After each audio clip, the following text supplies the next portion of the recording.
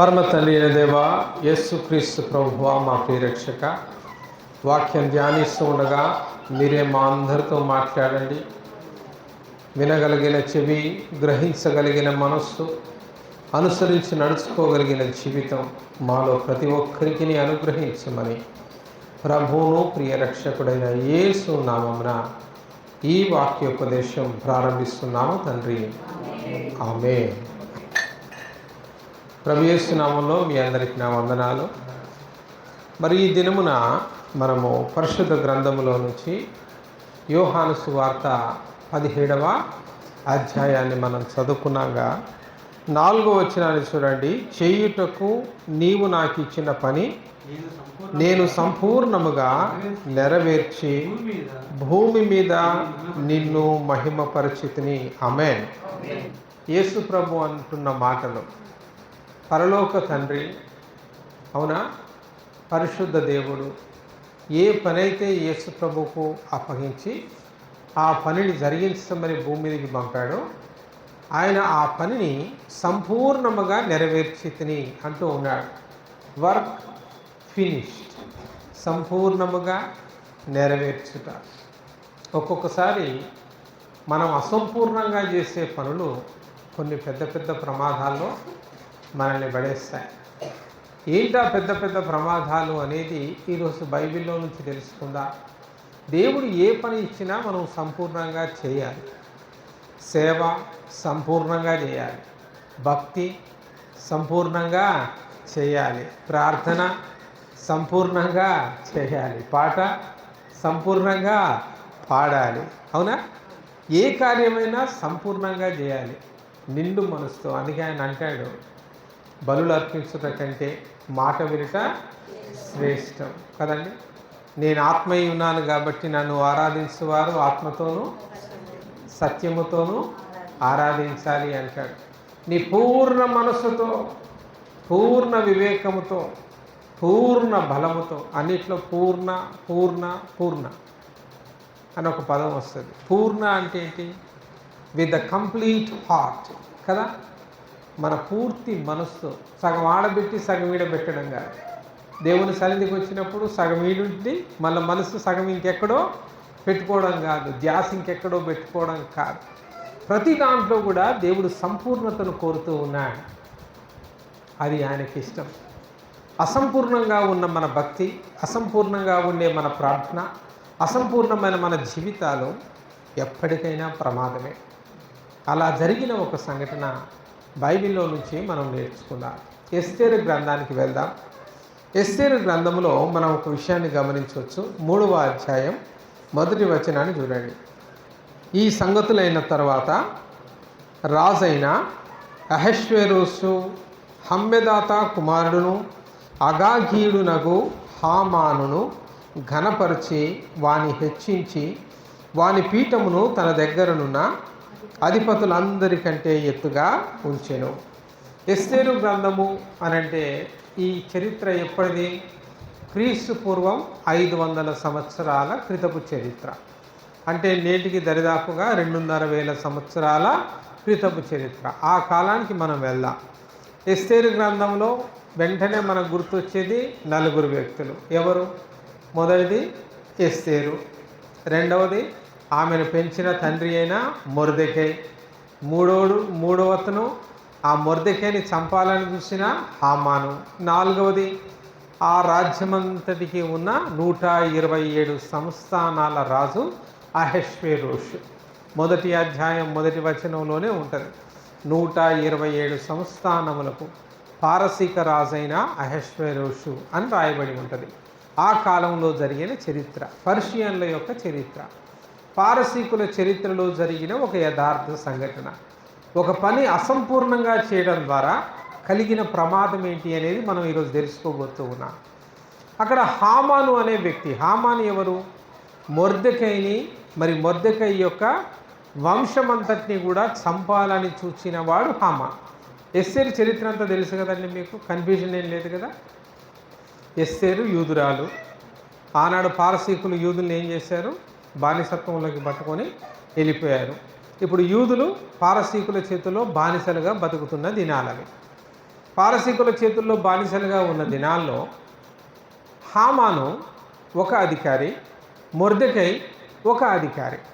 Mordecai యూదుడు, అంటే ఎస్తేర్ను పెంచిన ఆయన ఒక అధికారి. రాజు ఏం చేశాడంటే అందరు పారసీకులకే అధికారాలు ఇవ్వలేదు. 127 సంస్థానాల దేశం పారసీక దేశం. అంటే 127 సంస్థానాల్లో మన హిందూ దేశం, భారతదేశం కూడా ఒకటి ఉన్నది. సో అన్ని దేశాల నుంచి, అన్ని జాతుల నుంచి, అన్ని రకాల తెగల నుంచి ఆయన వారికి ఉద్యోగాలు ఇచ్చారు. సైన్యంలో కొద్దిమందికి ఉద్యోగాలు ఇచ్చారు, మరి రాజనగర్లో కొన్ని ఉద్యోగాలు ఇచ్చారు, మరి అడ్మినిస్ట్రేటివ్ డిపార్ట్మెంట్లో కొన్ని, ట్యాక్సేషన్ డిపార్ట్మెంట్, హెల్త్ డిపార్ట్మెంట్, రకరకాల డిపార్ట్మెంట్లు ఉంటాయిగా. అన్ని ఉద్యోగాలు పారసీకులకేం ఇయ్యలేదు. బానిసలుగా తెచ్చుకున్న వాళ్ళల్లో కూడా ఈయనకు పనికొచ్చేవాళ్ళు, ఆ సమర్థత కలిగిన వాళ్ళను, ఆ పని చేయగలిగిన వారిని వారి వారి ఉద్యోగాల్లో పెట్టాడు. కాబట్టి ఈ పారసీక దేశంలో అహష్వేరోషు రాజుగా ఉన్న దినములలో, ఎస్తేరు రాణిగా ఉన్న దినములలో ఎస్తేరును పెంచిన పినతండ్రి అయిన మొర్దెకై కూడా ఆ యొక్క రాజనగరంలో ఒక ఉద్యోగి, ఒక అధికారి. అయితే ఈ హామాను అనేవాడు మొర్దెకై కంటే ఉన్నతాధికారి, ఇంకా పెద్ద ఆఫీసర్. కాబట్టి పెద్ద ఆఫీసర్ తనకంటే ముందు పోయేవాడు కామన్గా ఏం చేస్తారు, చిన్న ఆఫీసర్లు లేచి సలాం కొడతారు. ఆ రోజుల్లో రాజరిక పాలన కాబట్టి ఆ రోజుల్లో ఏం చేసేవాళ్ళు అంటే వంగి ఇట్లా దండం పెట్టేవాళ్ళు. 2 చేతులు ఇట్లా పెట్టి మొత్తం నడుము దాకా ఇలా వంగి నమస్కారం చేయాలన్నమాట. అయితే మొర్దెకైకి చాలా ఉన్నతమైన ఘనత ఉంది. నువ్వు చదివిన మొదటి వచనంలోనే వాని పీఠమును తన దగ్గరున్న అధిపతులందరికంటే ఎత్తుగా ఉంచెను. రాజు హామానుకి ఏం చేశాడు, ఉన్నతమైన అధికారాన్ని ఇచ్చాడు. హామాన్తో పోల్స్తే మొర్దెకై చిన్న ఉద్యోగి. కాబట్టి ఇప్పుడు మొర్దెకై అందరిలాగానే ఏం చేయాలి, వంగి నమస్కారం చేయాలి. అందరూ వంగి నమస్కారం చేస్తున్నాడు, కానీ మొర్దెకై వంగి నమస్కారం చేసేవాడు కాదు. ఎందుకు మొర్దెకై వంగి నమస్కారం చేయట్లేదంటే మొర్దెకై యూదుడు. నీ దేవుడైన యెహోవాకు తప్ప మరి ఎవరికి నీవు నమస్కరించకూడదు అన్న దేవుని ఆజ్ఞను ఆయన వినకుండా, ఆయన నమ్మిన ధర్మశాస్త్రానుసారంగా మొర్దెకై యథార్థంగా తల మాత్రం ఉంచేవాడు, నమస్కరించేవాడు కాదు. పెద్ద అధికారి కదా అని ఇక హామానుకు ఎక్కడ లేని కోపం వచ్చేది. అరే ప్రతి ఒక్కడు వంగి దండాలు పెడతాంటే వీడు మొర్దెకై వాడు వంగడు, దండం పెట్టాడు. ఏమన్నా అంటే మేము యూదులము, మా యూదా జాతి ప్రకారము మీ దేవుడైన యెహోవాకు మాత్రమే మేము నమస్కరించవలెను. పైనున్న ఆకాశం అందే కానీ, కిందున్న భూమి అందే కానీ, భూమి కిందున్న నీళ్ళ అందే కానీ దే రూపమునైనను మేము చేసుకొనకూడదు, దేనికి మేము నమస్కరించకూడదని మాకు ఇవ్వబడిన 10 ఆజ్ఞలలోనూ ధర్మశాస్త్రములోనూ దేవుడు రాసి ఉంచాడు. కాబట్టి మేము ఆ రీతిగా చేయుట పాపము, మా దేవుని మేము హేళన చేసిన వారం అవుతాం. కాబట్టి దయచేసి క్షమించండి, మేము మీకు మొక్కలేము, మేము మీకు నమస్కరించలేము. ఈ మాట హామానుకు ఎక్కడ లేని కోపాన్ని తెచ్చింది. అరే ఇది ఏమిరా, వీడు దేశమంతా రాజ్యమంతా నన్ను గౌరవించినా కూడా వీడొక్కడు గౌరవించకపోవడం ద్వారా నా గౌరవము సంపూర్ణము కావటం లేదు. మనస్సు నిండా మొర్దెకై మీద కోపాన్ని పెంచుకున్నాడు. మనస్సు నిండా ఈ మొర్దెకైనే కాదు, అసలు వీళ్ళకి ఇలాంటి ఆచారాన్ని ఇచ్చిన యూదా జాతినే ఈ పారసీక రాజ్యంలో లేకుండా చేయాలి, పారసీక రాజ్యంలో యూదుల్ని సంహరించాలి అని ఒక పథకం వేసి ప్లాన్ ప్రకారం మొర్దెకైని యూదులందరినీ కూడా చంపడానికి ఆయన రాజు దగ్గర పర్మిషన్ తీసుకున్నాడు. ఈ చరిత్ర అంతా మనకు ఎస్తేరు గ్రంథంలో రాయబడింది.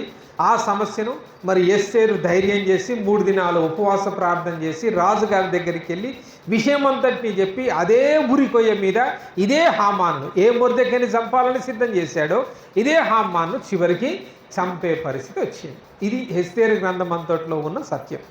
ఇక్కడ మనం క్యాచ్ చేయాల్సిన పాయింట్ ఏంటంటే అసలు హామాను మొర్దెకై మీద అంత కోపగించుకోవడానికి, యూదులందరి మీద అంత పగ పెంచుకోవడానికి గల కారణాలేంటి అనేది ఇక్కడ మనం జాగ్రత్తగా గమనిద్దాం.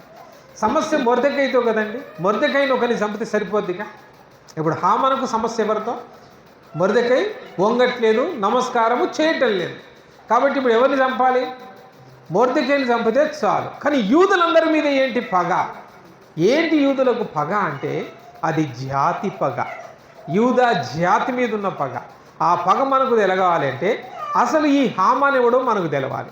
కాబట్టి హామాన్ ఎవడని రాయబడి ఉంది మొదటి వచనంలో, అగాగీయుడగు హామాను అని రాయబడి ఉంది. అవునా? ఏమని రాయబడి ఉంది? అగాగీయుడనైన హామాను. ఉందా లేదా? ఈ సంగతులైన తర్వాత రాజైన అహష్వేరోషు హమ్మెదాత కుమారుడు అగాగీయుడునగు హామానును గణపరచెను. హామాన్ ఎవరట? అగాగీయుడు. ఎవరు చెప్పండి? భారతదేశంలో ఉండే మనం ఎలా భారతీయులమో అగాగు జాతికి చెందిన వాళ్ళంతా కూడా అగాగీయులు. అంటే ఒక వంశ పురుషుడు ఉంటాడు. భరతుడు పాలించిన దేశం కాబట్టి ఇది భారత దేశం. అంతేగాని చరిత్ర చెప్పే సత్యం అదే కదా. దీనికి భారతదేశం అని పేరు ఎందుకు వచ్చింది? భరతుడు పాలించాడు కాబట్టి భారతదేశం అని పేరు వచ్చింది. అగాగు పాలించాడు కాబట్టి అగాగీయులయ్యారు. వాళ్ళంతా కూడా అగాగు దేశానికి సంబంధించిన వాళ్ళు, అగాగు యొక్క వంశీయులు, అగాగీయులయ్యారు. ఇప్పుడు ఈ హామాన్ అనేవాడు అగాగీయుడు. అసలు ఈ అగాగేవుడు మనకి ఇది కూడా తెలవాలి కదా. ఎందుకంటే ఇప్పుడు జాతి పగ అనుకున్నాగా, ఒక అసంపూర్ణంగా చేయబడ్డ పని సంపూర్ణం చేయకపోవడం ద్వారా ఇంత పెద్ద సమస్య. మొర్దెకైతో ముగిసిపోవాల్సిన పగ యూదా జాతంతటిని నాశనం చేసే వరకు ఎందుకు వచ్చింది అనేది మనం ఇప్పుడు వెతుకుతూ ఉన్నాం. హామాన్ ఎవరు అంటే అగాగీయుడు అన్నాం. అసలు అగాగు ఎవరు అనేది బైబిల్లో నుంచి మనం తెలుసుకోవాలి అని అంటే సమూయేలు రాసిన మొదటి గ్రంథం 15వ అధ్యాయం 3వ వచనం. అమాలేకీయుల రాజైన అగగును ప్రాణముతో పట్టుకొని జనులందరినీ కత్తి చేత నిర్మూలము చేశాను. ఆ 8వ వచనం యొక్క చివరి భాగంలో ఈ మాట ఉంటుంది. దేవుడు సమూయేలు ప్రవక్త ద్వారా సౌలును ఇజ్రాయేలుకు రాజుగా ప్రతిష్ఠించాడు కదా. రాజుగా ప్రతిష్ఠించినప్పుడు సౌలును అమాలేకీయుల మీదికి యుద్ధానికి వెళ్ళేటప్పుడు దేవుడు సమూయేలు ప్రవక్త ద్వారా ఏం మాట్లాడాడంటే, అమాలేకీయులలో ఒక్కడు కూడా ఉండకూడదు, ఒక్కరిని కూడా మిగిలి ఉంచకూడదు. ఇంకా క్షుణ్ణంగా తెలవాలి అంటే 3వ వచనంలో మీరు చూడండి. అదే 15వ అధ్యాయం 3వ వచనాన్ని చదవండి. కాబట్టి నీవు పోయి కనికరింపక అమాలేకీయులను హతము చేయుచు పురుషులనేమి, స్త్రీలనేమి, బాలురనేమి, పసిపిల్లలనేమి, ఎద్దులనేమి, గొర్రెలనేమి, ఒంటెలనేమి, గార్ధబములనేమి అన్నింటినీ హతము చేసి వారికి కలిగినదంతయు బొత్తిగా పాడు చేసి అమాలేకీయులను నిర్మూలము చేయుమని చెప్పారు.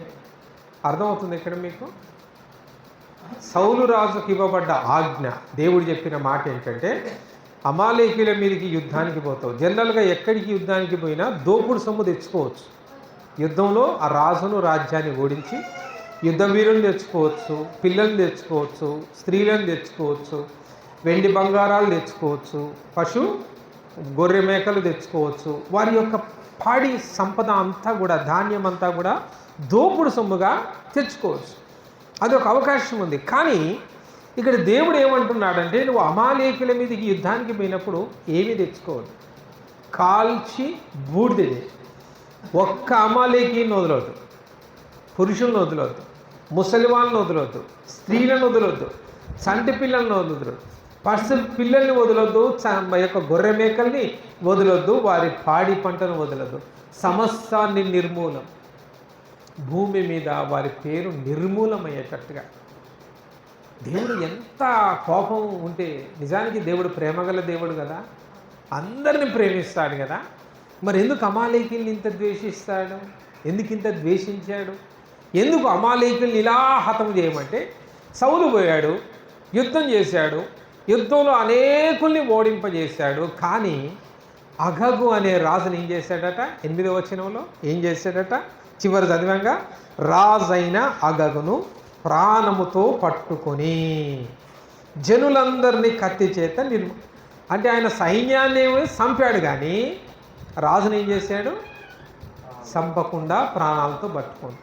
ఈ అగగే అగాగీయుడైన హామానును కనినవాడు. అర్థమైందా లింక్? ఇప్పుడు ఎస్తేరు గ్రంథంలో ఎవరైతే హామాను గురించి మాట్లాడుకుంటున్నామో ఆ హామాను ఎవడని రాయబడి ఉన్నది?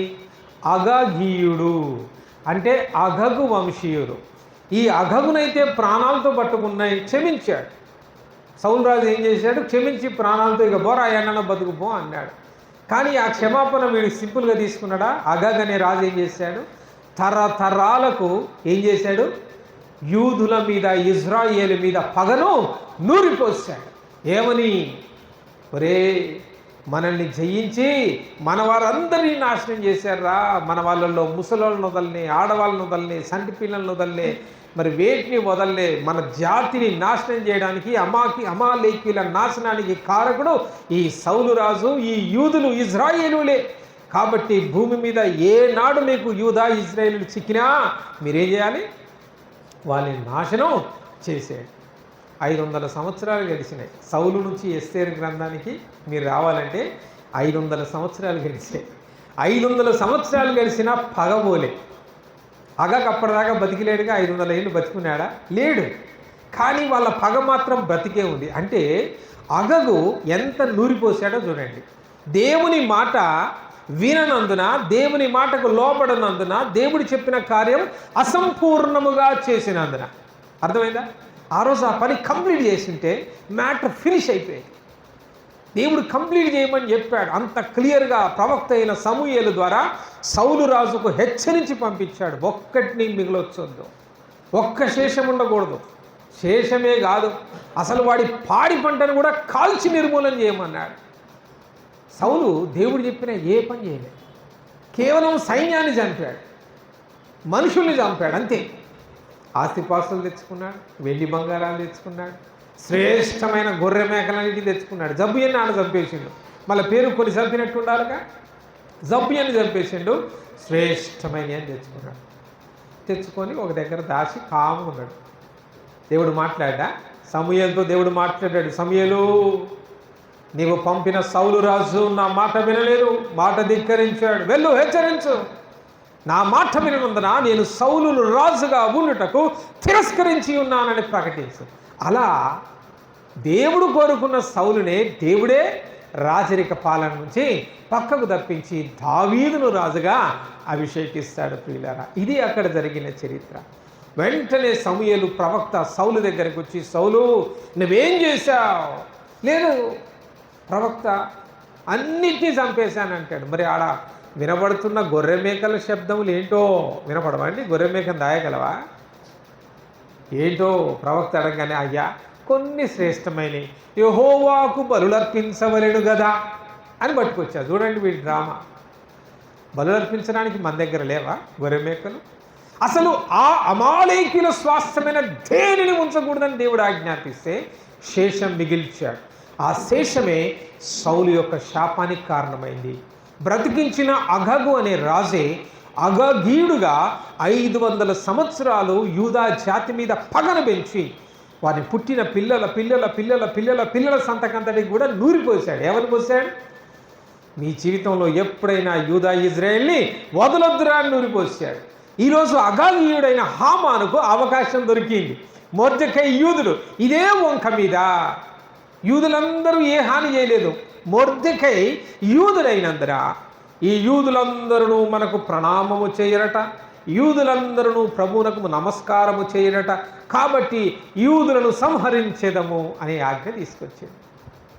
500 సంవత్సరాలైన శేషం ఒక్కటి మిగిలినందున మనలో కూడా ఒక్కొక్కసారి కొన్ని పాపబీజాలు మిగిలించుకుంటాం. మారు మనసు పొందామనే చెప్పుకుంటాం. అసంపూర్ణమైన విశ్వాసం, అసంపూర్ణమైన భక్తి తిరిగి మనల్ని ఎక్కడ నెట్టేస్తుంది? ప్రమాదాల్లోకి నెట్టేస్తుంది అనడానికి ఎస్తేరు గ్రంథంలోని సంఘటన ఇది ముఖ్యం. ఇక్కడ ఒక విషయాన్ని మనం తెలుసుకోవాల్సింది ఏంటంటే, దేవుడు ప్రేమ కలిగిన వాడు కదా, మరి అమాలేకీయులు ఎందుకు అంత క్రూరంగా చంటి పిల్లల్ని కూడా పాలిచ్చే బాలింతనాలను వదలొద్దన్నాడు, గర్భిణీ స్త్రీలను వదలొద్దన్నాడు, స్త్రీలను వదలొద్దన్నాడు, ముసలోళ్ళను వదలొద్దన్నాడు. ఎవరి విషయంలో కనికరించక అమాలేకీయుల్ని భూమి మీద నుండి వారి పేరే చెరిపేసేటట్టుగా ఎందుకు దేవుడు కృప కలిగిన దేవుడు, కనికరము కలిగిన దేవుడు, ప్రేమ కలిగిన దేవుడు, నరులందరి మీద ఆయన కృపా కనికరమును ఉంచిన ఆ దేవుడు అమాలేకుల విషయంలో ఎందుకంత కఠినంగా వ్యవహరించాల్సి వచ్చింది అని తెలవాలంటే 1000 సంవత్సరాలు ఇంకా వెనక్కి వెళ్ళాలి. అంటే మోషే కాలానికి మనం వెళ్ళాలి. మోషే ఐగుప్తు నుంచి ఇజ్రాయేలీలందరినీ తీసుకొని కానానుకు వస్తూ ఉన్నాడు కదా. కానానుకు వచ్చుచున్న దినాల్లో అనేక రాజ్యాలు అడ్డుపడ్డాయి వాళ్ళని. కొంతమంది భయపడ్డారు, దారిచ్చారు, వెళ్ళండి. కొద్దిమంది భోజనాలు చేసి వడ్డించారు. అలాంటి వాళ్ళందరినీ దేవుడు దీవించారు. అవునా? కొద్దిమంది అడ్డుపడ్డారు, యుద్ధాలు చేశారు. అలాంటి వాళ్ళందరినీ దేవుడు హతం చేశాడు. దేవుడే వారికి తోడుగా ఉన్నాడు. యుద్ధము యెహోవాది అని. అలా ఐగుప్తునే మొట్టమొదటిగా హతం చేశాడు. యెరికోను దేవుడు హతము చేశాడు. ఆ రీతిగా యుద్ధం చేయడానికి ముందుకెళ్ళారు వీళ్ళు. ఇక్కడ ఏం సమస్య వచ్చిందంటే అమాలేకీయులు దారివక ఇజ్రాయేలీలతో యుద్ధానికి కాలు దువ్వారు. ద్వితీయోపదేశ కాండంలో ఆ సంఘటన రాయబడి ఉంటుంది చూడండి. 25వ అధ్యాయం 17వ వచనం. ద్వితీయోపదేశ కాండం 25వ అధ్యాయం 17వ వచనం. మీరు ఐగుప్తులో నుండి వచ్చుచుండగా మార్గమున అమాలేకీయులు నీకు చేసిన దానిని జ్ఞాపకము చేసుకొనుము. అతడు దేవునికి భయపడక మార్గమున నీకెదురుగా వచ్చి నీవు ప్రయాసపడి అలసి ఉన్నప్పుడు నీ వారిలో నీ వెనకనున్న బలహీనులందరినీ హతము చేశాను. ఇది అమాలేకీయులు చేసిన పాపము, దోషం. నిజానికి యుద్ధ నీతి ఏంటి చెప్పండి? యుద్ధ భూమిలో సైనికుడినే చంపాలి, ఎదురుబదురుగా నిలబడాలి, సైనికుడితో యుద్ధం చేయాలి. ఇది యుద్ధ నీతి. అమాలేకీయులు యుద్ధ నీతి మీరారు. కుళ్ళు కుతితో అమాలేకీయులు చేసిన ఇదేంటో తెలుసా? యుద్ధంలో ఓడిపోయినట్టుగా నటించారు, ఎక్కడోళ్ళు అక్కడ నక్కారు. సర్లే అని ఇక యుద్ధం అలసిపోయి నిదానంగా ప్రయాణమై ఇజ్రాయేలీలు ముందుకు సాగుతూ ఉంటే నక్కిన వాళ్ళందరూ వెనక నుండి వచ్చి దొంగ దాడి చేశారు. దాడి కూడా యోధులను చంపలే. యోధులు ముందు వరుసలో ఉన్నారు. బలం ఉన్న వాళ్ళు ఏం చేస్తారు? గబా నడుచుకుంటూ పోతారు. బలహీనులు ఎక్కడుంటారు? వెనకబడతారు కదా. ఇప్పుడు ఆడ వచనంలో ఉన్నది అదే కదా. ఎవరు బలహీనులు? ముసలి వాళ్ళు, రోగులు, స్త్రీలు, గర్భిణీలు, బాలింతలు, చిన్నపిల్లలు. అవునా? తర్వాత యుద్ధములో గాయపడిన సైనికులు, కాలు చెయ్యో పోయి గాయాలతో నడవలేని వారు, వీరు వెనకబడిన వారు. యోధులంతా ముందు నడుస్తూ ఉన్నారు. ముందు ఎవడొస్తే వాడిని వేసేద్దాం పట్టనరా అని ముందు పోతున్నారు. వీళ్ళ మాస్టర్ ప్లాన్ ఏంటి? అమాలేకీయులు నక్కారు, దొంగసాటుగా నక్కారు, యుద్ధ నీతి మీరారు, అన్యాయపు యుద్ధము చేశారు. అట్లా వెనక నుండి వచ్చి ఎవరిని కనికరించక ఇజ్రాయేలు వారందరినీ, ఇజ్రాయేలులో చంటి పిల్లలు మొదలుకొని ముతక వరకు ప్రతి ఒక్కరిని కూడా సంహరించగా ఈ విషయం తెలిసి ఆ యుద్ధ వీరులు పరిగెత్తేలోగా మళ్ళీ వీరు అక్కడి నుంచి పారిపోయారు. ఇప్పుడు వాళ్ళు చేసింది, అమాలేకీయులు చేసింది గొప్ప కార్యమా? గొప్ప యుద్ధమా? వారు సాధించిన విజయం గొప్పదా? 100% అన్యాయపు యుద్ధము, మోసపు యుద్ధము, బలహీనుల మీద చేసిన యుద్ధము, దొంగ యుద్ధము. కాబట్టి దేవుడు క్షమించుందన్నాడు. అందుకే ఏం చేయమన్నాడంటే నిర్గమాకాండం 17వ అధ్యాయం 14వ వచనంలో వారి మీదకి యుద్ధానికి పోయేటప్పుడే దేవుడు ఈ మాట చెప్పాడు. అప్పుడు యెహోవా మోషేతో ఇట్లనెను, నేను అమాలేకీయుల పేరు ఆకాశం క్రింద ఉండకుండా బొత్తిగా తుడిచివేయుదును గనుక జ్ఞాపకార్థముగా గ్రంథములో దీన్ని వ్రాసి యెహోషువకు వినిపించుము. అర్థమైందండి? దేవుడు అమాలేకీయుల మీదకి యుద్ధానికి పోయేటప్పుడు ఈ మాట చెప్పాడు. ఏమని? అమాలేకీయుల పేరు భూమి మీద మళ్ళీ వినిపించదు. అమాలేకీయులు అనేవాడు ఎవడో తెలియదు, ఇప్పుడు లేరు. అమాలేకీయులు అనేవాడు ఎవడో భూమి మీద లేడు. మళ్ళీ వాడి పేరు వినపడదు. కాబట్టి ఇప్పుడే ఏం చేయి? నీ పుస్తకంలో, నీ గ్రంథంలో ఆ చరిత్ర రాయి. రాబోయే తరాలకు వాళ్ళు చేసిన ఘోరం తెలవాలి, దేవుడికి ఇచ్చిన తీర్పు తెలవాలి. ఆ రీతిగా అమాలేకీని సంహరించమంటే ఆ రీతిగా అమాలేకీని సంహరించలేక దొంగచాటున వారు చేసిన యుద్ధము ద్వారా ఇజ్రాయేలీలు అక్కడి నుంచి పారిపోవాల్సి వచ్చింది. అర్థమైందా ఇప్పుడు మీకు స్టోరీ అంతా? అసలు అమాలేకీయులు ఎవరు? అమాలేకీయులకు ఈ యొక్క హామానుకు గల సంబంధం ఏంటి? వీళ్ళందరూ ఎక్కడి నుంచి వచ్చాడు? అమాలేకీయుల రాసే అగగు. క్లియర్? అమాలేకీయుల్ని సంహరించమంటే వారు సంహరించకుండా అమాలేకీయుల్ని మరి దొంగ దెబ్బ తీయడం ద్వారా ఇజ్రాయేలు మీద దొంగ దెబ్బ తీయడం ద్వారా ఇజ్రాయేలు పారిపోవాల్సి వచ్చింది. ఆ రీతిగా అమాలేకీయులు సంహరించబడలేదు. తర్వాత ఈ అమాలేకీయులు బలం పొంది మళ్ళా సౌలు కాలంలో దరిదాపు 500 ఏళ్ల కాలం తర్వాత సౌలు కాలంలో మళ్ళా ఏం చేశారు, దేవుడు సౌలుతో మాట్లాడి అమాలేకీయుల మీదకి యుద్ధం పోయి అమాలేకీని సంహరించు. ఆ రోజు ఏమన్నాడో ఈరోజు అదే మాట్లాడు, భూమి మీద వాడి పేరు లేకుండా సంహరించు అన్నాడు. సౌలు రాజు మళ్ళా పొరపాటు చేశారు. ఆనాడు ఇజ్రాయేలీలనేమో అమాలేకీయులు మోసం చేయడం ద్వారా జయించలేకపోయారు, బలహీనులను సంహరించి దొంగ దెబ్బ తీయడం ద్వారా జయించలేకపోయారు. ఇక్కడేమో హామాను యొక్క కాలానికి ముందు వాడైన వంశీకుడైన అగగు రాజుగా ఉన్న దినములో సౌలు అగగును క్షమించి విడిచిపెట్టడం ద్వారా, అగగుకు క్షమాభిక్ష పెట్టడం ద్వారా అగగు యూదా జాతి మీద పగర పెంచి అగాగీయుడైన హామాను ద్వారా ఎస్తేరు కాలంలో తిరిగి మొర్దెకై మరియు యూదులందరికీ కూడా ఏం జరిగింది, ఘోరమైన విపత్తు కలిగింది. చూడండి, ఒక అసంపూర్ణమైన కార్యం. ఆనాడు దేవుడు అమాలేకీల్ని మరి సంహరించమన్నప్పుడు ముందున్న వీర సైన్యం మళ్ళీ వెనక్కి వచ్చి సంహరించాలి కదండి. భయపడిపోయారు, పిల్లల్ని పెద్దల్ని స్త్రీలను అమాలేకీయులు సంహరించుడు ఇజ్రాయెల్ చూసి భయపడిపోయారు. ఇంత వైల్డ్గా ఉన్నారు, ఇంత వైలెంట్గా ఉన్నారు, వామో వీళ్ళని మనం జయించలేమురా అని ఆ రోజు వాళ్ళు తీసుకున్న చిన్న బ్రేక్ ఏం జరిగింది, మళ్ళీ 500 ఏళ్ల తర్వాత దేవుడు సౌలు ద్వారా తీర్పు తీర్చబోయాడు.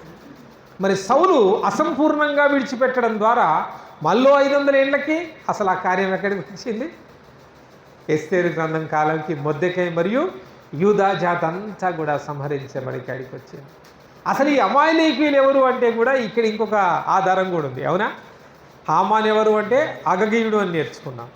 అసలు ఈ అగగెవడు అంటే అమాలేకీయుల రాజు అని నేర్చుకున్నాం. అసలు ఈ అమాలేకీయులు ఎవరు అనేది బైబిల్లో ఒక్కసారి చూడండి.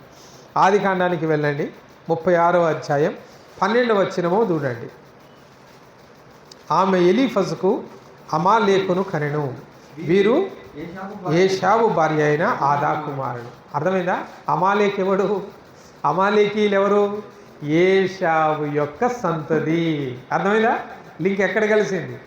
ఏషావు ఎవరు ఐడియా ఉందా? అబ్రహాం ఇస్సాకును కనెను, ఇస్సాకు యాకోబును ఒక్కనే కనడా, యాకోబును ఏషావును కనెను. ఏషావు నిజానికి పెద్దవాడు, ఏషావు యాకోబు అనాలి. కానీ మరి బైబిల్లో యాకోబు ఏషావులను ఎందుకు రాయబడ్డది?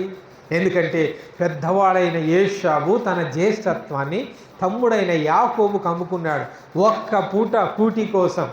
అందుకే హెబ్రీలకు రాసిన పత్రికలో పౌలు గారు 12వ అధ్యాయము 6వ వచనంలో ఈ రీతిగా వివరిస్తూ ఉన్నాడు.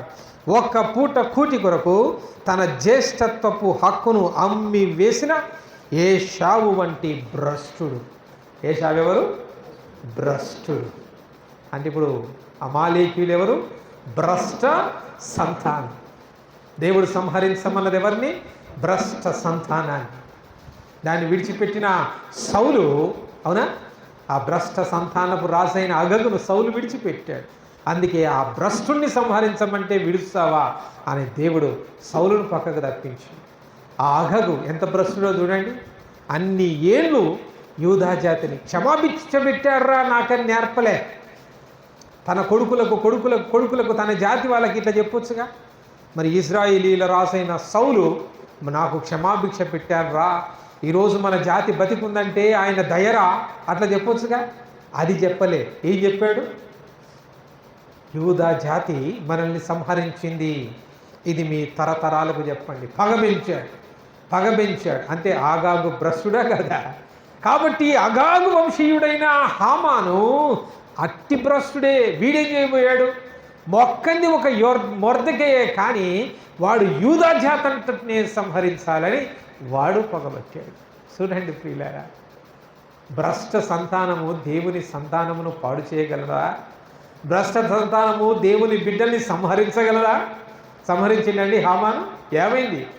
ఏ ఊరి కొయ్య మీద సంహరించాలనుకున్నాడో వీడే ఆ ఊరి కొయ్య మీద చావాల్సి వచ్చింది. హల్లెలూయా, యేసయ్యకే మహిమ కలుగును గాక. కాబట్టి చిన్న తప్పే అని మనం అనుకుంటాం, కానీ తరతరాల మీద దాని ప్రభావం ఉంటుంది. ఈరోజు నేడన్న సమయం ఉండగా మన పిల్లలకి మనం ఏం నేర్పిస్తున్నాం? దేవుడు చేసిన మేలులను నేర్పించండి, దేవుని క్షమాపణను నేర్పించండి, దేవుని కృపను నేర్పించండి, దేవుని యొక్క విశ్వాసాన్ని నేర్పించండి. రండి ఒకరిగా అందరం ప్రార్థన చేసుకుందాం.